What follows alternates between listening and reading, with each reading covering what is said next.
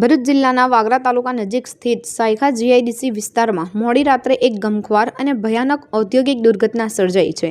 જીઆઈડીસીમાં આવેલી વિશાલ ફાર્મા કંપનીમાં મોડી રાત્રે લગભગ 2:30 વાગ્યાની આસપાસ કંપનીનું બોઇલર અચાનક ફાટતા પ્રચંડ ધડાકો થયો હતો। આ ધડાકો એટલો તીવ્ર હતો કે આસપાસનો આખો વિસ્તાર ધરધરી ઉઠ્યો હતો અને સ્થાનિકોમાં ભયનો માહોલ ફેલાયો હતો। આ ભયાનક બ્લાસ્ટના કારણે કંપનીમાં કામ કરી રહેલા અનેક કર્મચારીઓ ગંભીર રીતે ઇજાગ્રસ્ત થયા હતા। વહીવટી તંત્ર તરફથી સત્તાવાર રીતે મળતી માહિતી મુજબ અત્યાર સુધીમાં આ દુર્ઘટનામાં એક વ્યક્તિનું કરુણ મૃત્યુ થયું છે, જ્યારે 24 જેટલા લોકોને ઈજા પહોંચી છે। તમામ ઈજાગ્રસ્તોને તાત્કાલિક ધોરણે સારવાર માટે નજીકની હોસ્પિટલમાં ખસેડવામાં આવ્યા છે। બોઇલર બ્લાસ્ટની તીવ્રતાનો અંદાજ એ વાત પરથી લગાવી શકાય છે કે તેની અસર માત્ર વિશાલ ફાર્મા કંપની પૂરતી સીમિત ન રહી આસપાસની 4 થી 5 જેટલી અન્ય કંપનીઓના સ્ટ્રક્ચર્સ અને ઇમારતોને પણ આ પ્રચંડ ધડાકાને કારણે વ્યાપક નુકસાન પહોંચ્યું છે। દુર્ઘટનાની જાણ થતાં જિલ્લા વહીવટીતંત્ર સફાળું જાગ્યું હતું। તુરંત જ 4 થી 5 જેટલા ફાયર ટેન્ડરો સાથે ફાયર વિભાગની ટીમો અને વહીવટી અધિકારીઓ ઘટના સ્થળે પહોંચી ગયા હતા। હાલમાં પણ ઘટના સ્થળે બચાવ અને રાહતની કામગીરી પૂરજોશમાં ચાલી રહી છે।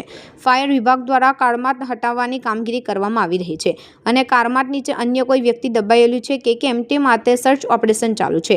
દુર્ઘટનાની ગંભીરતા જોતા મૃત્યુ આંક વધવાની શક્યતા પણ વ્યક્ત કરવામાં આવી રહી છે। વહીવટીતંત્ર દ્વારા બોઇલર બ્લાસ્ટના ચોક્કસ કારણોની તપાસ હાથ ધરવામાં આવી છે, પરંતુ હાલમાં તમામ ધ્યાન રાહત અને બચાવ કામગીરી પર કેન્દ્રિત કરવામાં આવ્યું છે। પટેલ ઇમ્તિયાઝ દ્વારા જણાવાયું કે હું મારું સંગઠન પરિવાર સાથે છે અને મૃત્યુ પામનાર વ્યક્તિઓ માટે સહાનુભૂતિ દર્શાવીએ છીએ, પરંતુ આ કંપનીને બળીને ખાખ થઈ ગઈ છે। તેમાં તેની સાથે સાથે સરકારી વહીવટી વિભાગ ઉપરની પ્રજાનો વિશ્વાસ આજે તેમાં બળીને નષ્ટ થઈ ગયો છે। મીડિયા મિત્રોનો આભાર માનું છું કે તમે આ ગંભીર મુદ્દાને લોકો સુધી પહોંચાડી રહ્યા છો। જ્યાં સુધી આ કેસમાં સાચો ન્યાય નહીં મળે અને જ્યાં સુધી સરકારી તંત્ર જાગૃત નહીં થાય ત્યાં સુધી અમારી લડાઈ ચાલુ રહેશે તેવું તેમણે જણાવ્યું હતું। તેમણે તંત્ર સામે પણ લાલ આંખ કરી કહ્યું કે જો તંત્ર દ્વારા સમયાંતરે જરૂરી ચકાસણી થાય નહીં તો અને એ ચકાસણીમાં જે ખામીઓ સર્જાય તે ખામીઓને પૂર્ણ કરવા માટેના આદેશ સમય અનુસાર આપવામાં આવ્યા હોત તો આજે આ અકસ્માતને નિવારી શકાત। ઇમ્તિયાઝ પટેલ, ભરૂચ જિલ્લા યુવા કોંગ્રેસ પ્રમુખ પદના ઉમેદવાર। મીડિયા અને સોશિયલ મીડિયાનો પહેલાં તો ખૂબ આભાર વ્યક્ત કરું છે કે જેઓએ ભરૂચ જિલ્લાની સાયખા જીઆઈડીસીની અંદર જે આજે અકસ્માતનો બનાવ બન્યો છે તેને વહીવટી પ્રશાસન સુધી પહોંચાડવાનો પ્રયાસ કર્યો છે અને જે અકસ્માતના અંદર વ્યક્તિઓ મૃત્યુ પામ્યા છે તેના સાથે હું અને મારું સંગઠન અમે દુઃખ વ્યક્ત કરીએ છીએ।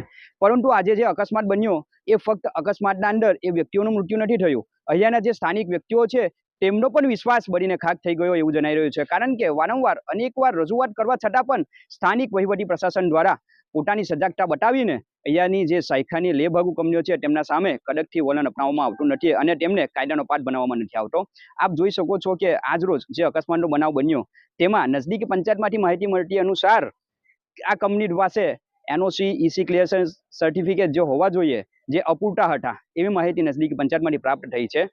ભરૂચ જિલ્લા વહીવટી પ્રશાસન અને સ્થાનિક વહીવટી પ્રશાસન અને નજદીકી ચૂંટાયેલા પ્રતિનિધિઓને હું વિનંતી કરી રહ્યો છું કે આવા લેબાગ કંપનીઓ સામે તત્કાલ ધોરણે સાથે ભેગા મળીને તેમના સામે કડકમાં કડક પગલાં પડવા માટે પ્રયાસ કરે અને જો આવનાર દિવસોના અંદર આ જે વ્યક્તિઓનું મૃત્યુ થયું છે અને જે વ્યક્તિઓને ઈજા થઈ છે તેમને ન્યાય આપવામાં નહીં આવે અને આ જે અકસ્માતનો મોટો બનાવ છે તેને નાનો બનાવ બનાવીને દબાવવાનો પ્રયાસ કરશે તો એમના સાથે ભેગા મળીને જરૂરી જણાશે તો કાયદાકીય લડત લડીશું અથવા તો પછી રોડ ઉપર ઉતરીને પોતાનો અધિકાર મેળવીશું। જય હિન્દ, જય ભારત।